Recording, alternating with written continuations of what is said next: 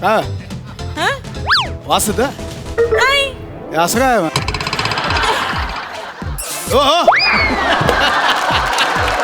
Actually काय झालं ना की खूप दिवसांनी तू चावला कोण डास.